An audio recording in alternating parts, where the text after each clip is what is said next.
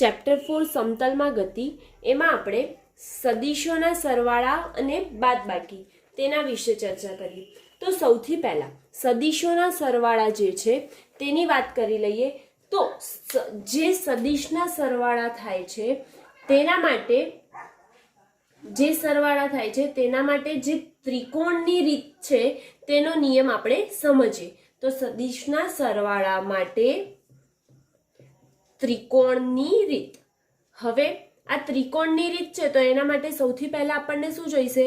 કોઈ પણ સદિશ જોઈશે. અને કેટલા? 2 સદિશ.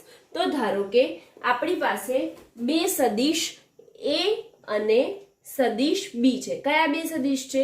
ધારો કે આપણી પાસે સદિશ A અને સદિશ B છે અને આપણે ત્રિકોણને શું બતાવવાનું છે કે સદિશ સરવાળા માટે ત્રિકોણની રીત બતાવવાની છે. તો ધારો કે હું અહીંયા સૌથી પહેલા સદિશ A દોરી દઉં છું અને તેવી જ રીતે ધારો કે કોઈ બીજો સદિશ મારી પાસે B છે તો આ સદિશ B દોર્યું. એટલે કે આ 2 સદિશ છે મારી પાસે અને તે મદદથી આપણે સરવાળાનું બતાવવાનો છે, સરવાળા માટે ત્રિકોણની રીત. તો સૌથી પહેલા શું થશે? આ સદિશોની લંબાઈ એટલે કે સદિશ A અને સદિશ B બંનેની લંબાઈના માન સમપ્રમાણમાં છે. એટલે કે જે તેની કિંમત છે એટલે કે લંબાઈની જે વેલ્યુ છે તે કેવી છે? સમાન પ્રમાણમાં છે. તો અહીં લખી શકીએ કે સદિશોના માન સમાન છે. ઓકે, હવે આ લંબાઈ છે એના માન સમાન છે. તો હવે આપણે આ 2 સદિશોને જોડવા માટે કોઈ એક બિંદુ O વિચારીએ છીએ. તો હવે એ જે બિંદુ O વિચારીએ છે તે બિંદુને પસંદ કરીએ કોઈ નિશ્ચિત બિંદુ તરીકે અને તેમાંથી કોઈ સદિશ દોરવામાં આવે. કઈ? O બિંદુ જે મેં પસંદ કર્યું છે ત્યાંથી જો હું કોઈ સદિશને એવી રીતે દર્શાવું કે તેની લંબાઈ અને તેના માનમાં ફેરફાર ન થાય. તો નિશ્ચિત બિંદુ ધારો કે મારી પાસે O છે અને તેનાથી ધારો કે મારે સદિશ A ને દર્શાવવો છે જેમાં તેની લંબાઈ અને દિશામાં ફેરફાર ન થાય. તો O થી મેં આ સદિશ A દર્શાવ્યો. એટલે કે હું અહીંયા નામ આપી દઉં છું સદિશ A. અને O છે, O આગળ સદિશ A નું શું હશે? પૂંછ હશે. અને શીર્ષ ક્યાં છે? તેની આગળ બાજુ એટલે કે નીચે બાજુ છે. હવે તેવી જ રીતે સદિશ B ને પણ એવી રીતે દર્શાવવામાં આવે કે જેથી તેમની લંબાઈ અને તેના માનમાં કોઈ ફેરફાર ન થાય. તો હવે સદિશ B ને પણ હું દર્શાવી દઉં. તો જ્યારે સદિશ B ને દર્શાવું છું ત્યારે સદિશ B નું પૂંછ એના શીર્ષ જોડે રહે છે અને તેનું સદિશ B નું શીર્ષ તે આગળ બાજુ જાય છે. તો હવે આ જે સદિશ B નું શીર્ષ છે ત્યાં હું ધારો કે તેને કોઈ નામ આપી દઉં છું Q. તો હવે આ બંને સદિશોના સરવાળા કરીએ તો આ બંને સદિશોના સરવાળા કરતા મળતું પરિણામી સદિશ જે છે તે તેમના સરવાળા જેટલું થાય છે. એટલે કે તેમના જોડે મળતું પરિણામી સદિશ R હશે. તો R બરાબર સદિશ A વત્તા સદિશ B જેટલું થાય છે.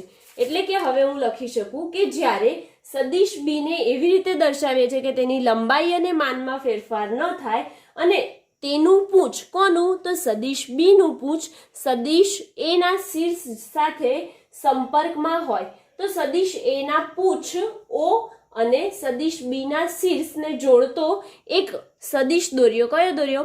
સદિશ A નું પૂંછ અને સદિશ B ના શીર્ષને જોડતો સદિશ A ના પૂંછ અને સદિશ B ના શીર્ષને જોડતો એક સદિશ. ધારો કે OQ છે તો તેને OQ સ્વરૂપે અને આ બંને જે શીર્ષ ભેગા થાય છે એટલે કે આપણને તેનું શું મળે છે? તે બંનેનો એટલે કે સદિશ A અને સદિશ B નો સદિશ સરવાળો મળે છે. જે સદિશ A અને સદિશ B નો સદિશ સરવાળો કેવો બતાવે છે? સદિશ સરવાળો છે. તેથી આપણે લખી શકીએ કે સદિશ OQ બરાબર સદિશ A વત્તા સદિશ B, અથવા તો આપણે અહીંયા R બતાવ્યો છે એટલે કે આપણે અહીંયા R ના રીતે પણ લખી શકીએ, એટલે કે સદિશ R બરાબર સદિશ OQ બરાબર સદિશ A વત્તા B. હવે આ જે પદ્ધતિ છે, કઈ પદ્ધતિ? તો સદિશ સરવાળા માટે ત્રિકોણની રીત છે. એમાં આ પદ્ધતિને આપણે જે શીર્ષ પર બીજા સદિશનું પૂછ છે, કોનું? શીર્ષ પર બીજા સદિશનું પૂછ છે અને બીજાના પૂંછ પર ગોઠવાતું હોવાથી તેને શીર્ષથી પૂંછની રીત પણ કહે છે. આ રીતમાં શીર્ષ પર પૂંછ ગોઠવાતું હોવાથી આ રીતને શીર્ષથી પૂંછની રીત પણ કહેવામાં આવે છે. ઓકે, અને બીજું શું કહીએ છીએ આપણે?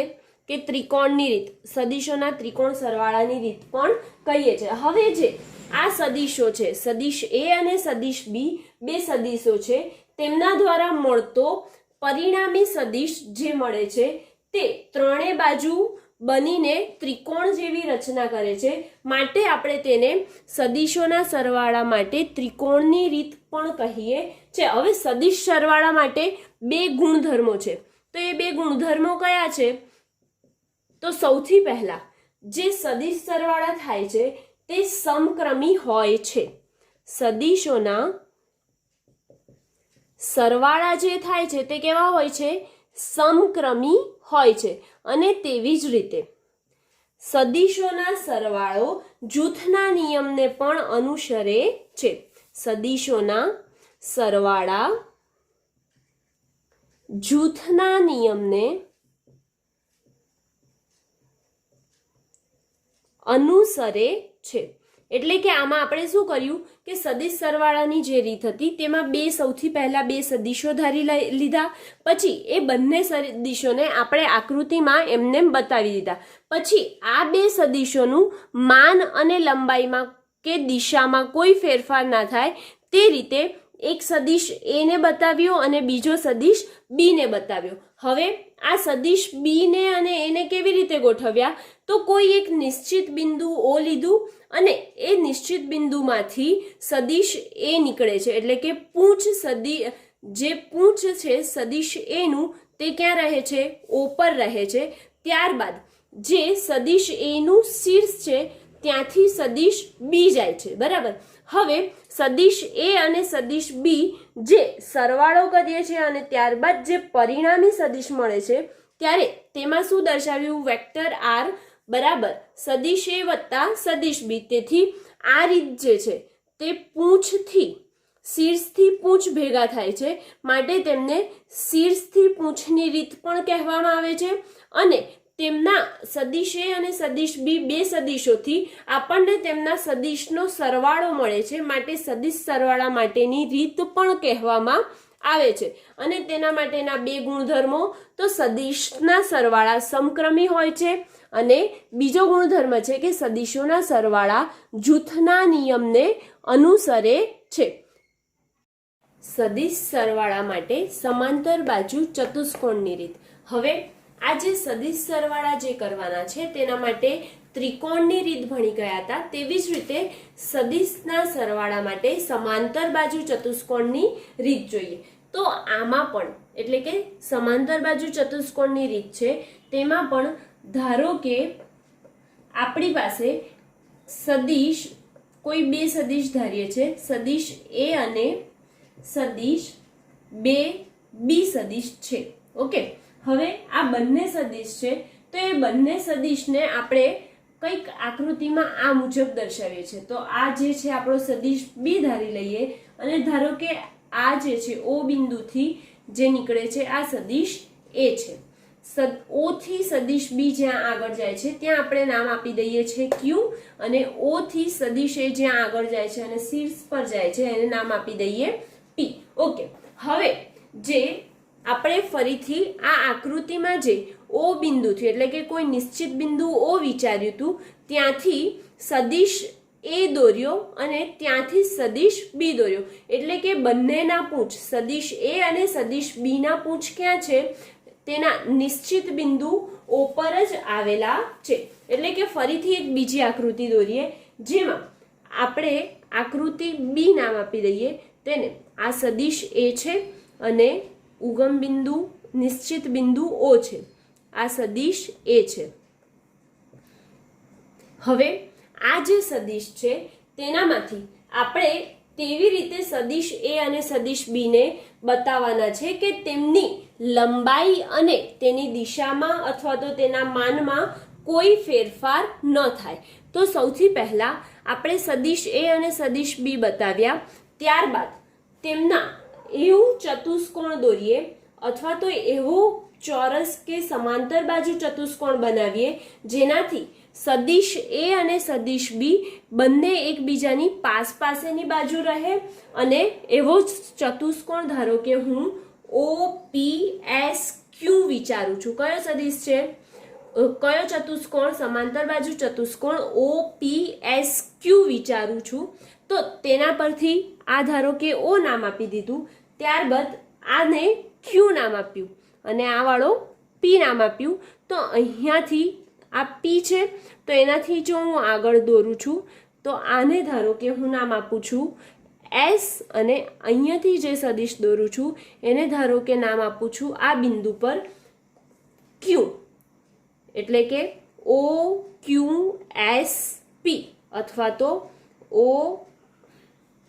OPSQ જે સમાંતર બાજુ ચતુષ્કોણ આપણો બની ગયો. એટલે કે આને આકૃતિ બી અને આ વાળી આકૃતિ એ છે. હવે આ ઓ માંથી એટલે કે જે આપણું નિશ્ચિત બિંદુ ઓ હતું તેનામાંથી જો પસાર થતો વિકર્ણ OS હોય તો તેનો વિકર્ણ OS હોય તો આ પણ શું થઈ ગયો? તેનો સદિશ થઈ ગયો. તો પસાર થતો વિકર્ણ OS વિચારો. સદિશ OS એ સદિશ એ અને સદિશ બી નો શું છે? પરિણામી સદિશ છે. લખી કાઢીએ અહીંયા કે ઓ માંથી પસાર થતો વિકર્ણ OS વિચારો અને સદિશ OS જે છે તે સદિશ એ અને સદિશ બી નો પરિણામી સદિશ દર્શાવે છે. એટલે કે આ જે સદિશ OS દોર્યું તે એ અને બી નું શું છે? પરિણામી સદિશ છે. તો તેને આપણે તેના સરવાળા સ્વરૂપે લખી શકીએ. પરિણામી સદિશ છે માટે તેના સરવાળા સ્વરૂપે લખીએ તો તેને ધારો કે હું નામ આર આપી દઉં. તો ધારો કે તેને નામ આર આપ્યું તો એની કંઈક મેથડ આ રીતે થઈ શકે કે પરિણામી સદિશ છે તો સદિશ OS બરાબર શું થઈ જશે? સદિશ OP વત્તા સદિશ OB. સદિશ OP વત્તા સદિશ OQ. સદિશ OP વત્તા સદિશ OQ થાય. તો હવે OP અને OQ ની કિંમત મૂકીશું તો OP શું છે? સદિશ એ છે, જ્યારે સદિશ OQ શું છે? સદિશ બી. અને OS બરાબર આપણે અહીંયા શું લઈ લીધું? આર ધાર્યું છે માટે સદિશ આર બરાબર સદિશ એ વત્તા સદિશ બી આપણને મળે છે. તો હવે આ આકૃતિ પરથી આપણને સદિશ એ અને સદિશ બી ના પરિણામી સદિશો મળે છે, જે પરિણામી સદિશો સમાંતર બાજુ ચતુષ્કોણની રીતનું પાલન કરે છે અને તેમના શું આપે છે? આપણને આ સદિશ સરવાળા આપે છે. માટે તે સદિશ સરવાળા માટે સમાંતર બાજુ ચતુષ્કોણની રીતનું જેમ ત્રિકોણની રીત પાલન કરે છે તેવી રીતે સમાંતર બાજુ ચતુષ્કોણની રીત પણ પાલન કરે છે. પણ આપણે આ આકૃતિમાં જોઈએ છે કે જે સદિશ એ અને સદિશ બી ના પરિણામી સદિશ છે તેના માટે ત્રિકોણના નિયમનું પણ પાલન થાય છે. આપણે અહીંયા જોઈએ છે કે બે ત્રિકોણ બને છે એટલે કે તે પોતાના ત્રિકોણના નિયમનું પણ પાલન કરે છે. એટલે કે જે બંને રીતો માટે ત્રિકોણના નિયમ માટે અને સમાંતર બાજુના જે ચતુષ્કોણની રીત છે એ બંને એકબીજાથી કેવી છે? સમતુલ્ય છે. તો અહીંયા લખી શકીએ કે એ અને બી સદિશ એ અને સદિશ બી નો પરિણામી સદિશ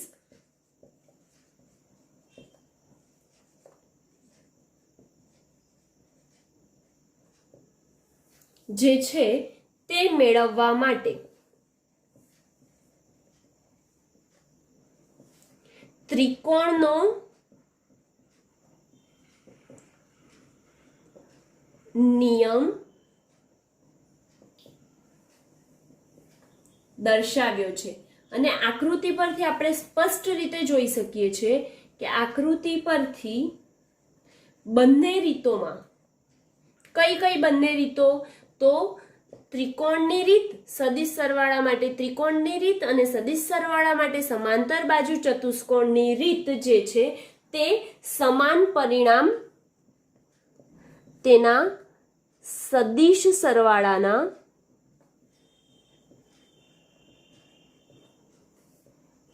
સમાન પરિણામ મળે છે. આપણે જોયું હતું કે જે ત્રિકોણની રીત હતી તેમાં પણ a + b મળતું હતું અને જે સમાંતર બાજુ ચતુષ્કોણની રીતથી કર્યું તો તેનો પરિણામી સદિશ જે છે સદિશ OS અથવા સદિશ R તે પણ સદિશ a વત્તા સદિશ b ના રૂપમાં મળે છે. એટલે કે સદિશ સરવાળાના સરવાળા સમાન મળે છે. માટે બંને રીતો શું છે? એકબીજાને સમતુલ્ય છે.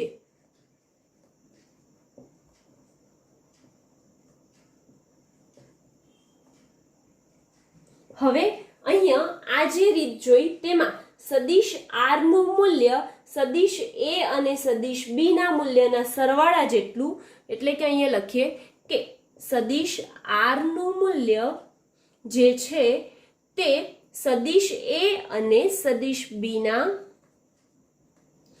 સરવાળા જેટલું અથવા તેથી ઓછું મળે છે. કેવું મળે છે? ઓછું મળે છે. એટલે કે આપણે તેને ગાણિતિક સ્વરૂપે જો દર્શાવવું હોય તો માનાંકમાં સદિશ R બરાબર અને એની જોડે કેવું ઓછું મળે છે, એટલે કે R is less than equal to સદિશ A પ્લસ સદિશ B મળી શકે. એટલે કે જો તેને ગાણિતિક સ્વરૂપે દર્શાવવું હોય તો R નું મૂલ્ય કેવું મળે છે? સદિશ R બરાબર લેસ ધેન ઇક્વલ ટુ સદિશ A પ્લસ સદિશ B મળે છે. એટલે કે જે સદિશ સરવાળા માટે સમાંતર બાજુ ચતુષ્કોણની રીત જે હતી તે પણ અહીંયા કમ્પ્લીટ થાય છે. હવે તે બાદ જે સરવાળા કરીએ છીએ કોના? સદિશ સરવાળા, તેના માટે બે ગુણધર્મો હતા. કયા કયા? એક તો ક્રમનો નિયમ, એટલે કે તે સમક્રમી છે તેવું લખતા હતા, અને બીજો નિયમ કયો હતો? તો કે તે જૂથના નિયમને અનુસરે છે અથવા તો જૂથના નિયમનું પાલન કરે છે. તો તે આપણે બંને જોઈએ કે એ કેવી રીતે ક્રમનો નિયમ અને જૂથના નિયમને અનુસરે છે. સદિશ સરવાળા માટે ક્રમનો નિયમ, તો જ્યારે સદિશ સરવાળાના ક્રમનો નિયમ દર્શાવવો છે તો તે તેનો ગુણધર્મ જ છે. સદિશ સરવાળા એ ક્રમનો નિયમનું પાલન કરે છે તેમજ જૂથના નિયમનું પાલન કરે છે. તો ક્રમના નિયમ માટે ધારો કે બે સદિશ A અને સદિશ B દર્શાવ્યા છે, તો સદિશ A અને સદિશ B જે દર્શાવ્યા છે તેમનો સરવાળો બે રીતે થઈ શકે છે. તો કઈ બે રીત છે? તેમાં સૌથી પહેલી રીત છે તે જોઈએ. તો ધારો કે મારી પાસે સદિશ A ની લંબાઈ અને માન આ છે અને દિશા આ છે. તે જ રીતે સદિશ B ની લંબાઈ આ છે અને દિશા આ છે. તો સૌથી પહેલા કોઈ નિશ્ચિત બિંદુ O ધારું છું. નિશ્ચિત બિંદુ O છે અને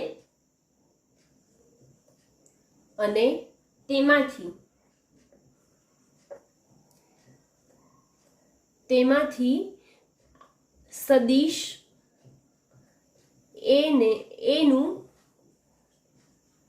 પૂંછ લઈએ.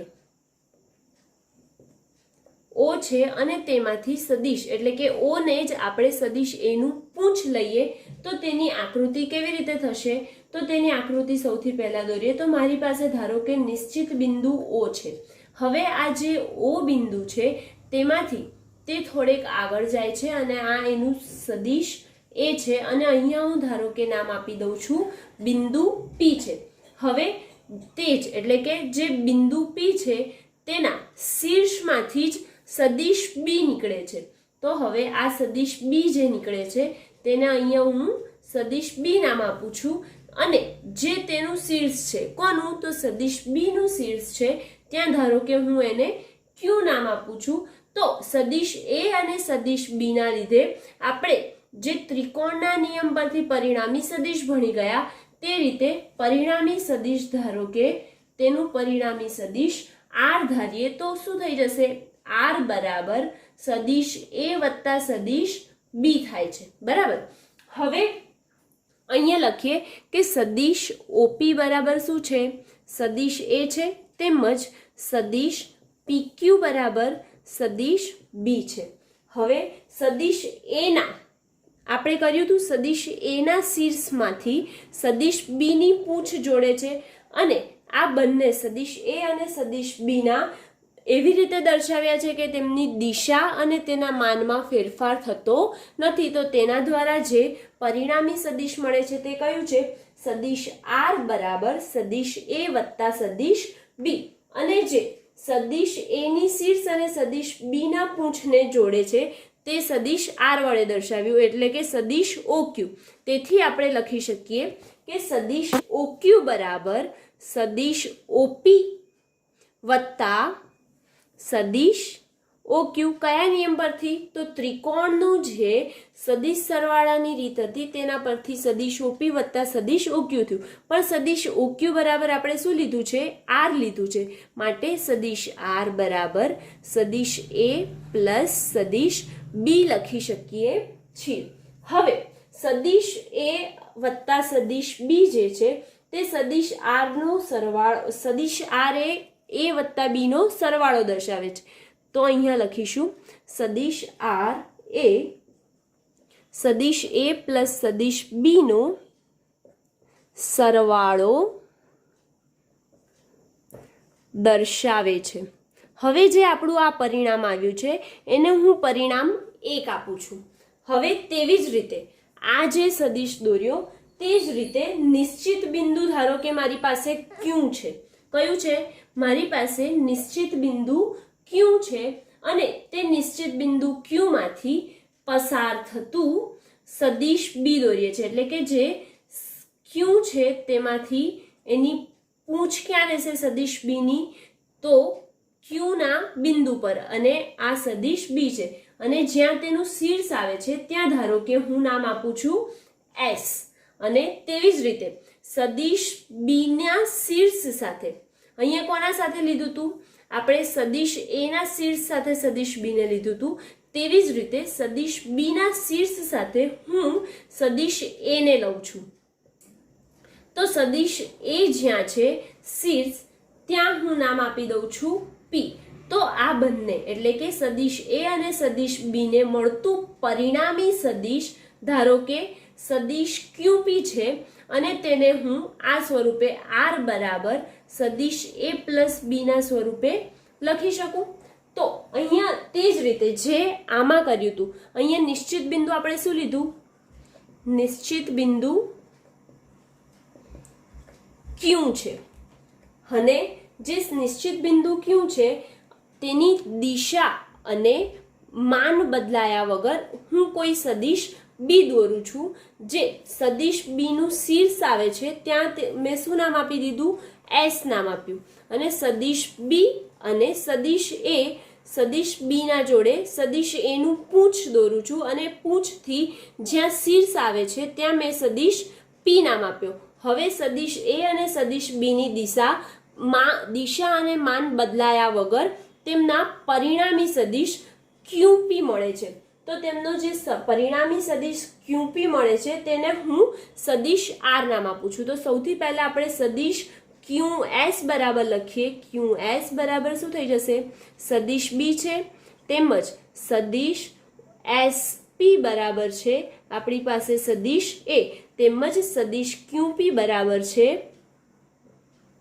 સદિશ આર તો હવે સદિશ બી ના શીર્ષ અને સદિશ એ ના પૂંછને જોડો તેને આપણે શું નામ આપ્યું સદિશ બી ના શીર્ષ અને જે સદિશ એ ના પૂંછને જોડે છે તેને આપણે સદિશ ક્યુપી નામ આપીએ છીએ તો સદિશ QP બરાબર શું થઈ જશે?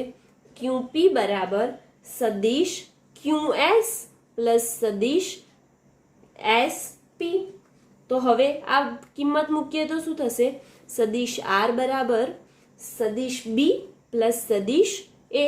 માટે સદિશ R બરાબર સદિશ B પ્લસ સદિશ A જે થાય છે તેને હું પરિણામ 2 આપું છું. એટલે કે આ જે બંને ડ્રો કર્યા છે તે બંને શું છે? ત્રિકોણના નિયમની રીતનું પાલન કરે છે સદિશ સરવાળા માટે.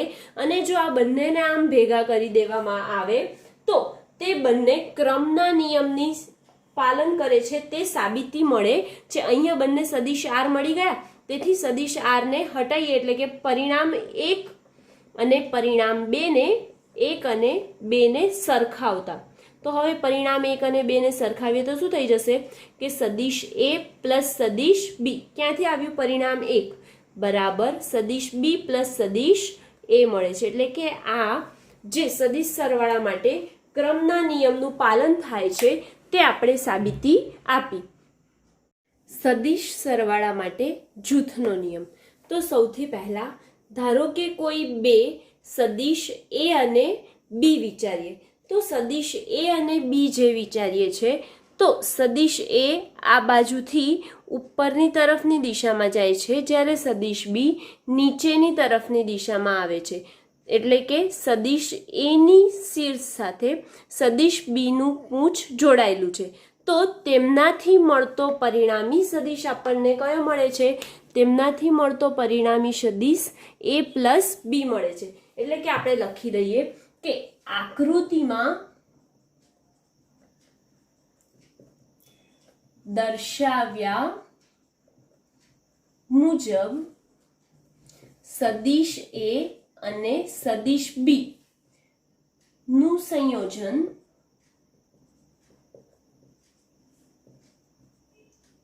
કરી તેનો પરિણામી સદિશ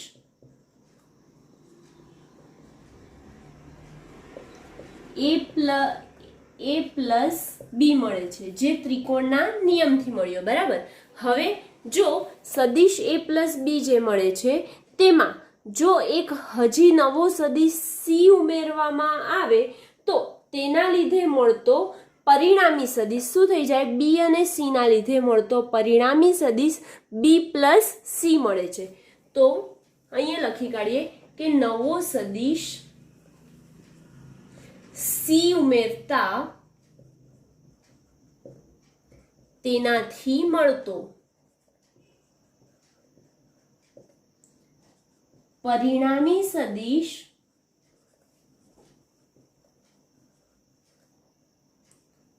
સદિશ B પ્લસ C છે. ઓકે. હવે આ જે સદિશ B પ્લસ C મળ્યું તે પરિણામ પ્રથમ સદિશો B અને સદિશ C નો સરવાળો કરીને તેમના પરિણામી સદિશમાં A ઉમેરવામાં આવે. કોના? તો આ જે સદિશ A અને સદિશ B હતો તેમાં પરિણામી સદિશ A પ્લસ B મળ્યો, તેવી જ રીતે B અને C માં પરિણામી સદિશ B પ્લસ C મળે છે. તો સદિશ B અને સદિશ C ના સરવાળો કરીને એટલે કે આ બંનેનો સરવાળો કરીને તેમાં A ઉમેરવામાં આવે તો તેમનો પરિણામી સદિશ કંઈક સદિશ A પ્લસ સદિશ B પ્લસ C મળે છે. એટલે કે આની જોડે બીજું શું ઉમેરી દીધું? C ઉમેર્યું. તેવી જ રીતે સદિશ B અને C ના સરવાળામાં આપણે શું ઉમેરીએ છીએ? સદિશ B પ્લસ C ના સરવાળામાં સદિશ A ઉમેરીએ છીએ. તો અહીંયા લખી શકીએ કે પ્રથમ સદિશો B અને C નો સરવાળો કરી મળતા પરિણામી સદિશમાં શું મળે? સરવાળો કરી મળતા પરિણામી સદિશમાં સદિશ A ને ઉમેરતા. હવે B અને C નો જે પરિણામી સદિશ છે શું છે? સદિશ B પ્લસ C છે.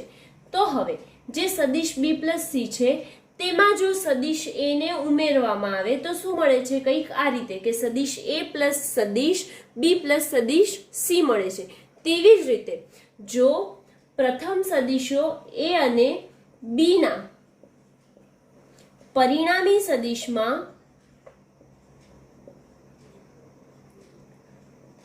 સરવાળા કરી મળતો પરિણામી સદિશ માં સદિશ સી ને ઉમેરતા. તો હવે આ સદિશ સી ને ઉમેરીએ તો આપણને શું મળે? તો સદિશ એ પ્લસ સદિશ બી માં જો તેને ઉમેરીએ તો આપણને શું મળે છે? સદિશ સી. એટલે કે સદિશ એ પ્લસ સદિશ બી માં સી ને ઉમેરીએ તો સદિશ એ પ્લસ બી પ્લસ સદિશ સી મળે છે. માટે તે બંને એકબીજાને સમાન છે, એટલે કે એક જ રેખા પર મળે છે. માટે સદિશ એ પ્લસ સદિશ બી પ્લસ સદિશ સી ઇઝ ઇક્વલ ટુ સદિશ એ પ્લસ બી પ્લસ સદિશ સી ના સ્વરૂપે લખી શકીએ છીએ. એટલે કે સરવાળા માટે સદિશ જે છે, સરવાળા માટે જે છે તે જૂથના નિયમનો પાલન કરે છે. એટલે કે અહીંયા જૂથનો નિયમ પૂરો થયો. શૂન્ય સદિશનું ઉદાહરણ આપી તેના ગુણધર્મો.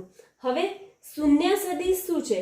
તો બે સમાન મૂલ્યના અને પરસ્પર વિરુદ્ધ દિશામાંના સદિશોનો સરવાળો કરતા મળતા સદિશને શૂન્ય સદિશ કહે છે. તો સૌથી પહેલા શૂન્ય સદિશની વ્યાખ્યા લખીએ તો બે સમાન મૂલ્યના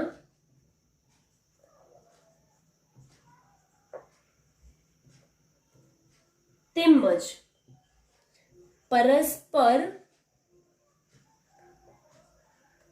વિરુદ્ધ દિશા માના સદિશોનો સરવાળો કરતા મળતા સદિશને શું કહે છે? શૂન્ય સદિશ કહે છે. શૂન્ય સદિશ કહે છે. હવે આ જે શૂન્ય સદિશ છે તેને આપણે કંઈક, ધારો કે મારી પાસે સદિશ એ છે, તો એ જે સદિશ એ છે તે બંને પરસ્પર કેવા છે? વિરુદ્ધ દિશામાં. તો વિરુદ્ધ દિશામાં જે છે મળે છે તો માઇનસ સદિશ એ મળશે. તો તેમના સરવાળા કરીએ ત્યારે તે બંને સદિશ સરવાળાના મૂલ્યો કેવા મળે છે? શૂન્ય મળે છે. એટલે કે મને આ 0 મળ્યું, માટે 0. બરાબર. હવે સદિશ એ માઇનસ સદિશ એ કરું તો 0 મળે છે. એટલે કે આ જે વ્યાખ્યા હતી તે પ્રમાણે આપણે લખીને ગાણિતિક સ્વરૂપે દર્શાવ્યું કે બે સમાન મૂલ્યના તેમજ પરસ્પર વિરુદ્ધ દિશામાંના સદિશોનો સરવાળો કરતા મળતા સદિશને શૂન્ય સદિશ કહે છે. હવે આ બંને સદિશો છે તેમના માન સમાન હોવા છતાં તેમની દિશા કેવી છે? પરસ્પર વિરુદ્ધ છે. માટે સદિશ જે છે એટલે કે તેમના સદિશનો સરવાળો શૂન્ય મળે છે. હવે શૂન્ય સદિશનું મૂલ્ય શૂન્ય હોવાથી તેમની દિશા દર્શાવી શકાય નહીં. શૂન્ય સદિશનું મૂલ્ય શૂન્ય હોવાથી તેમની દિશા દર્શાવી શકાતી નથી, અથવા તો કહીએ કે દિશા દર્શાવી શકાય નહીં.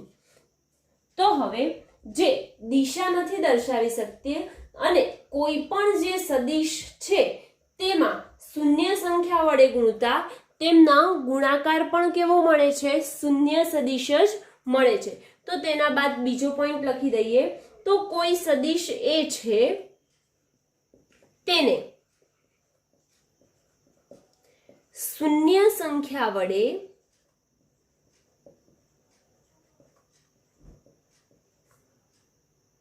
ગુણતા મળતો સદિશ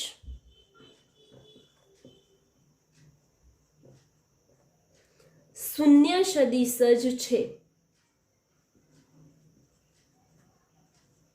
એટલે કે હવે તેના ગુણધર્મો જોઈએ તો સૌથી પહેલો ગુણધર્મ છે કે જ્યારે સદિશ એ છે તેને કોઈ શૂન્ય સદિશ સાથે સરવાળો કરવામાં આવે તો તે પોતે જ સદિશ મળે છે. એટલે કે કોઈને પણ શૂન્ય સાથે સરવાળો કરવામાં આવે તો જે સદિશ છે તે પોતે સદિશ મળે છે. તેવી જ રીતે જો કોઈ સદિશ છે એ તેને ગુણાકાર કરવામાં આવે એટલે કે તેનો શૂન્ય સદિશ છે અને તેને કોઈક વડે ગુણાકાર કરવામાં આવે તો મળતો સદિશ કેવો છે? શૂન્ય સદિશ છે. તેવી જ રીતે જો શૂન્ય વડે કોઈ સદિશને ગુણવામાં આવે, શેના વડે? શૂન્ય વડે કોઈ સદિશને ગુણવામાં આવે તો પણ તેનો મળતો સદિશ શૂન્ય જ હોય છે. એટલે કે આ ત્રણ જે છે તેમના ગુણધર્મો છે. કયું કયું? તો કોઈ સદિશ છે તેમને શૂન્ય સદિશ સાથે સરવાળો કરવામાં આવે તો સદિશ જે પોતે છે તે મળે. જો શૂન્ય સદિશને કોઈક નંબર સાથે અથવા તો કોઈ સંખ્યા સાથે ગુણવામાં આવે તો તેનો જવાબ શૂન્ય સદિશ મળે છે. તેમજ કોઈક સદિશ છે તેને શૂન્ય સાથે ગુણવામાં આવે તો મળતો સદિશ શૂન્ય છે. એટલે કે અહીંયા શૂન્ય સદિશ જે છે તેના ગુણધર્મો ઉદાહરણ આપીને સમજ્યા અને શૂન્ય સદિશની વ્યાખ્યા શું છે તે અહીંયા જોઈ. એટલે કે શૂન્ય સદિશ અહીંયા કમ્પ્લીટ થાય છે.